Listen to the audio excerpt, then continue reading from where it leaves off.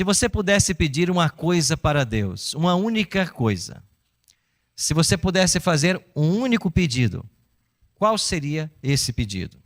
Davi, ao pensar nisso, o Salmo 27:4 registra o seu pedido. Uma coisa peço ao Senhor e a buscarei, que eu possa morar na casa do Senhor todos os dias da minha vida, para contemplar a beleza do Senhor e meditar no seu templo. O desejo máximo do coração de Davi era estar no templo, no santuário, na casa do Senhor. O tema do santuário percorre toda a Bíblia.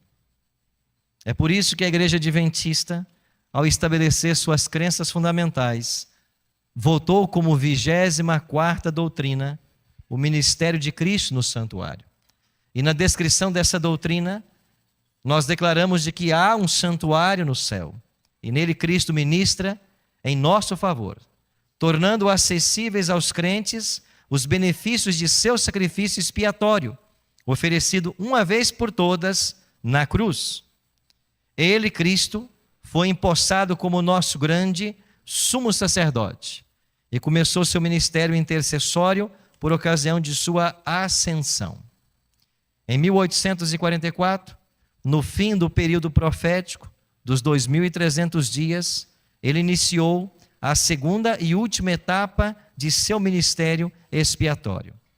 O juiz investigativo revela aos seres celestiais quem, dentre os mortos, será digno de ter parte na primeira ressurreição. Também torna manifesto quem, dentre os vivos, está preparado para a trasladação ao seu reino eterno. A terminação do ministério de Cristo assinalará o fim do tempo da graça para os seres humanos antes do segundo advento. Esta declaração, formulada pela Igreja, ela traz em sua essência a identidade adventista. De fato, a Igreja ela surge em paralelo com uma obra de juízo no santuário. Cristo, ao ressuscitar, esteve com os discípulos ainda 40 dias. E depois ele deu a seguinte orientação: vocês vão para Jerusalém e esperem até que do alto vocês recebam a promessa do Pai, do Espírito Santo. E o livro de Atos registra que eles estiveram por 10 dias orando.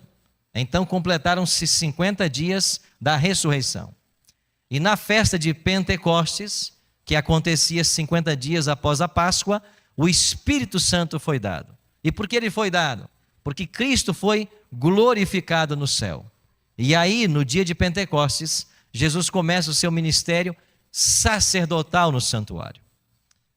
Com bases nos serviços típicos do santuário terrestre, Jesus deveria ser ao mesmo tempo oferta, sacerdote e sumo sacerdote. Na cruz ele foi a nossa oferta. E do ano 31 da sua ascensão até 1844, ele atuou como sacerdote. Agora, como chegamos ao ano 1844? É através de outra profecia, de Daniel 8:14 e Daniel 9:24-27. Lá é dito que quando se passassem 2.300 tardes e manhãs, o santuário seria purificado. Essa profecia aponta para o dia 22 de outubro de 1844. Naquela terça-feira, Jesus deixa a função sacerdotal e passa a assumir a função sumo sacerdotal. Nesse mesmo dia, ocorre o grande desapontamento milerita, previsto em Apocalipse capítulo 10. E então nós temos o nascimento da igreja remanescente, a igreja adventista. A igreja adventista nasceu como um movimento profético. E diferente de todos os outros movimentos religiosos, nós não paramos na cruz, nós vamos para o santuário. E justamente por não pararmos na cruz e irmos para o santuário, somos acusados por alguns de que nós pregamos um sacrifício que não foi todo suficiente na cruz. Mas isso não é verdade. O que as pessoas devem compreender é que quando o pecador levava a sua oferta até o santuário, ele colocava a mão na cabeça do animal, confessava o seu pecado na presença do sacerdote e então ele matava a vítima. Ele voltava para a sua tenda perdoado, mas a expiação não terminava aí. Agora era necessário que o sacerdote pegasse o sangue desse animal e entrasse no santuário, molhasse seus chifres do altar de incenso, e em alguns casos aspergisse na cortina que separava o santo do santíssimo o sangue da vítima. Assim se completava a expiação. Este ritual ensina que ao Cristo morrer na cruz, a sua morte foi toda suficiente. De uma vez por todas ele pagou o preço do nosso pecado. Mas o termo expiação é mais abrangente. Significa que ele agora, no santuário, ele vai expiar os méritos do seu sangue para a alma anelante, para as pessoas que desejam ser salvas. Então Cristo morre, e com a morte dele, a salvação tornou-se acessível a todos. Mas somente aquele que crê e que reclama pela fé a justiça de Cristo, recebe agora no santuário os méritos da sua expiação. Por isso a obra de Cristo é tão importante. Por isso o santuário ocupava o pensamento dos escritores bíblicos. Por isso a Bíblia é clara em dizer de que se existia um santuário na terra, conforme Êxodo 25:40, ele é cópia de um santuário no céu. O santuário terrestre, ele tinha 3 propósitos básicos: ser a morada de Jeová, ser o depositário da lei de Deus e perpetuar e ampliar a dimensão tipológica dos sacrifícios como meio de perdão e salvação. É isso que fazia o santuário. É por isso que o livro de Hebreus diz que aqueles, referindo-se ao povo do Antigo Testamento, receberam o evangelho como nós, ou seja, através de figuras e simbolismos, através das cerimônias do santuário, eles receberam também o evangelho. Há um santuário no céu.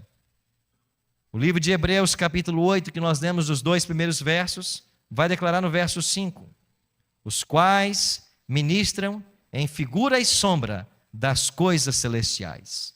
Assim como foi Moisés divinamente instruído quando estava para construir o tabernáculo, pois diz ele: vê, faça todas as coisas de acordo com o modelo que te foi mostrado no monte.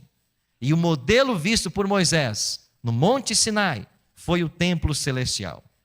Nesse santuário, Jesus iniciou sua obra 50 dias após a ressurreição. João declara em 1 João 2:1: filhinhos meus, estas coisas vos escrevo para que não pequeis. Todavia, se alguém pecar, nós temos um advogado junto ao Pai, Jesus Cristo, o justo. Mas chegaria o dia em que Jesus passaria a atuar como sumo sacerdote. E de acordo com Daniel 8:14, em conexão com Apocalipse 10, isso aconteceu no dia 22 de outubro de 1844. Isso nos leva a concluir que há 174 anos, Jesus realiza uma obra de juízo. Daí a mensagem do primeiro anjo, em Apocalipse 14, 6 e 7. Temei a Deus, dai-lhe glória, chegou a hora do seu juízo. E para que haverá um juízo? Para fazer separação entre salvos e perdidos. O juízo começa pelos mortos e depois passaria aos vivos. Passou já ele para os vivos? Nós não sabemos. Mas Ellen G. White escreveu em 1900. Breve, não sabemos quão breve, o caso logo passará aos vivos. E se passar aos vivos, como funciona?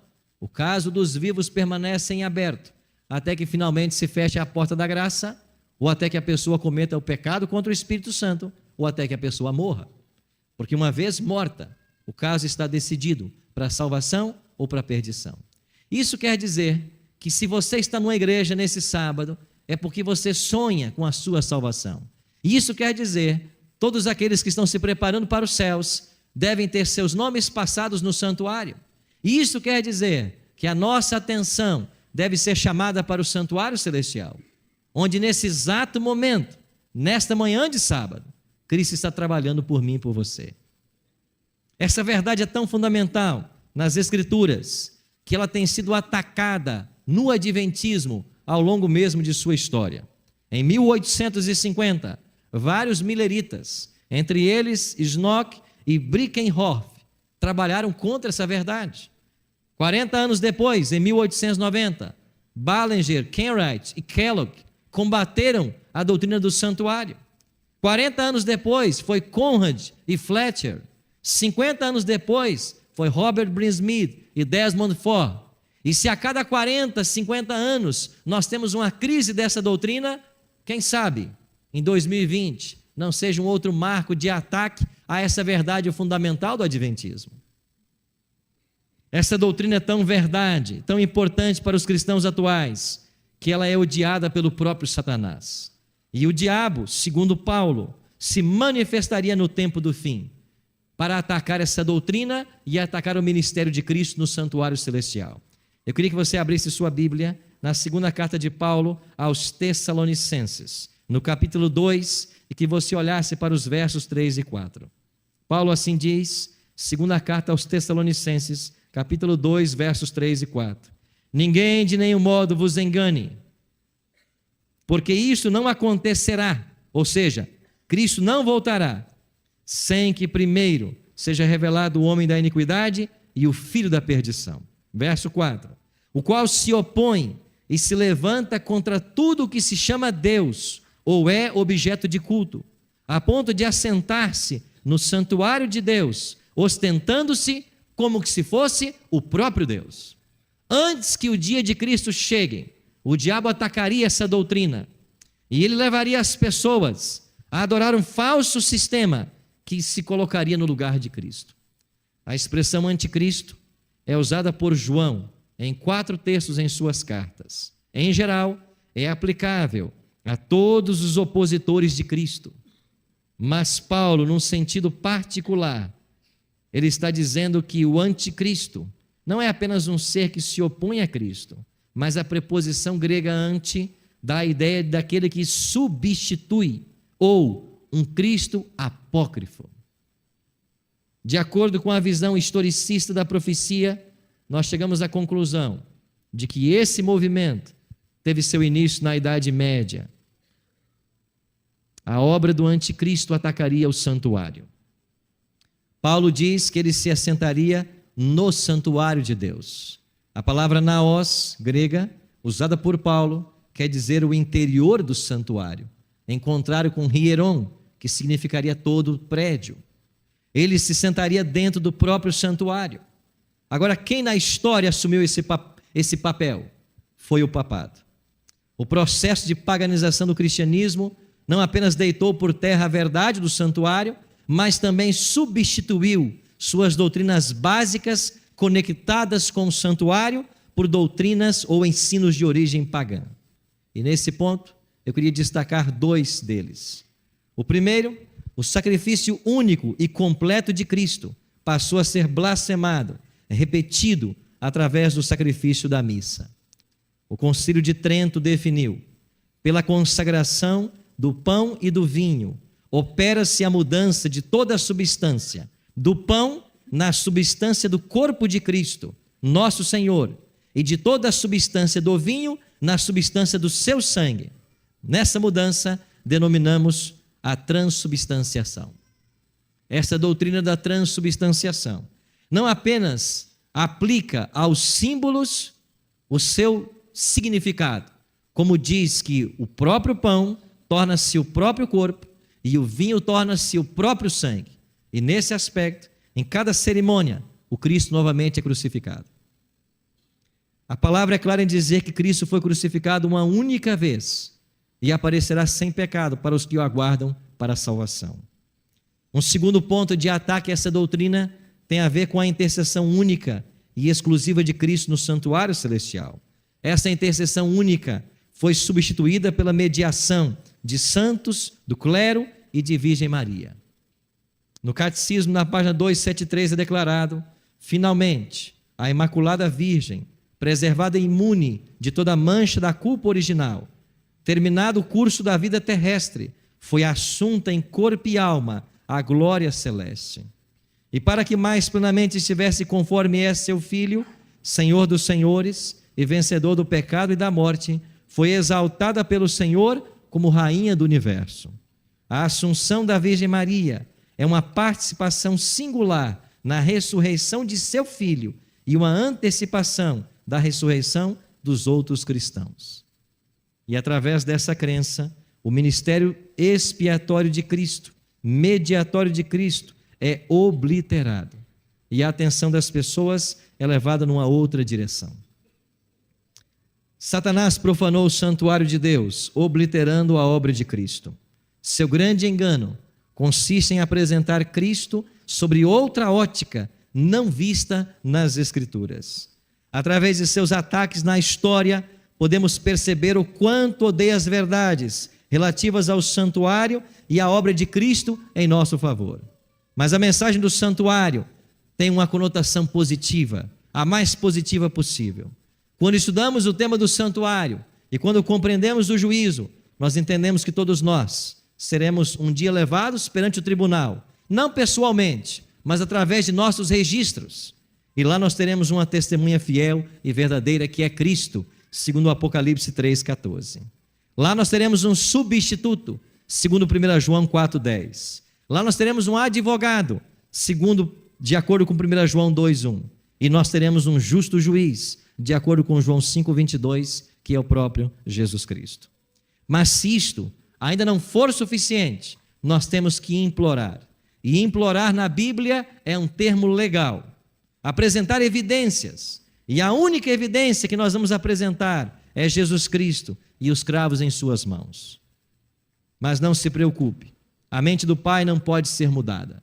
Ele continua amando a todos nós, de acordo com João 3,16. O Pai nos ama tanto quanto ama seu Filho. O juiz pagou o preço, declarou que nós não somos mais culpados. Só há uma maneira de se perder: rejeitar o dom da vida eterna. É por isso que nas palavras de Hebreus, capítulo 4, verso 12, nós temos um convite estendido a todos nós nesta manhã. Hebreus 4, melhor verso 16, não o 12. 4,16. Acheguemo-nos, portanto, confiadamente, junto ao trono da graça, a fim de recebermos misericórdia e acharmos graça para socorro em ocasião oportuna. Nossa atenção deve ser levada para o santuário celestial, onde Cristo, nesse exato momento, intercede em nosso favor. Façamos de Cristo nosso arrimo e segurança na luta espiritual. Esta é uma mensagem distintiva da Igreja Adventista. Existe um santuário no céu. Nesse exato momento, Cristo intercede por todo pecador, e todo aquele que aceita os méritos de sua expiação e confia na sua obra, será alcançado pela graça e obterá a vida eterna. Se nós tirarmos essa verdade do Evangelho, nós solaparemos a palavra de Deus. Como dito na introdução, o ministério de Cristo, a sua morte na cruz, tornou possível aos homens a salvação, mas é a aplicação dos seus méritos no santuário que torna a alma anelante participante da graça divina. Eu e você temos que ter nossa atenção voltada para o santuário. Nós temos que compreender melhor a obra que Cristo está fazendo nesse exato momento. E nós temos que confiar que esse juízo é a nosso favor. Nada temos a temer, a não ser o pecado. Por isso, meus queridos irmãos, ao refletirmos brevemente na palavra de Deus, eu queria chamar a sua atenção para essa verdade que tem sido esquecida pelo cristianismo e do quanto, para a nossa salvação, nós dependemos da mesma. Infelizmente, o que se percebe, não apenas com relação a esta verdade, mas tantas outras verdades da palavra, é uma sonolência espiritual. E isso acontece em função do momento histórico e profético que estamos vivendo. Nunca tivemos tantas Bíblias espalhadas, nunca tivemos tantas igrejas espalhadas. Parece-nos que em cada esquina você encontra hoje uma igreja, mas infelizmente, nos púlpitos de muitas dessas igrejas, a palavra não está sendo aberta. E muitas vezes, quando é aberta, foca-se apenas num aspecto do Evangelho e aí se trabalha a vida inteira. Ontem, meio-dia, nós terminamos de gravar a próxima temporada do programa Bíblia Fácil. Ali estavam 8 convidados que participaram. E diante das verdades da palavra de Deus que foram expostas, nós tivemos 5 pessoas que se decidiram ao batismo. E eu fico impressionado. Após cada verdade da palavra de Deus, quando é apresentada de forma simples e transparente, a reação sempre tem sido a mesma. Pastor, como que eu estava cego a essas verdades da palavra de Deus? Como que eu não enxergava isso? Há uns meses atrás, eu me dirigi à cidade de Petrolina para realizar um batismo de um casal que participou do programa Bíblia Fácil. E eles expressam sempre o mesmo sentimento. Como, estando dentro de uma igreja todo culto, ouvindo sermões toda semana, a gente nunca viu essas verdades da palavra. Isso só aumenta a nossa responsabilidade como povo da profecia, de pregarmos nossas mensagens distintivas e anunciarmos de que nesse exato momento está acontecendo um juízo no céu. A norma desse juízo é a lei de Deus. Dentro dessa lei, um quarto mandamento, que ensina a repousar no santo sábado. Esta é a nossa mensagem distintiva. Cristo está agora no santuário celestial. Está intercedendo por todos nós. E nesse juízo, a norma será a lei. E de acordo com as profecias de Daniel, essa lei hoje está sendo pisada. E nós somos chamados a ser os restauradores das brechas, das verdades que foram perdidas, para trazer livramento na vida das pessoas.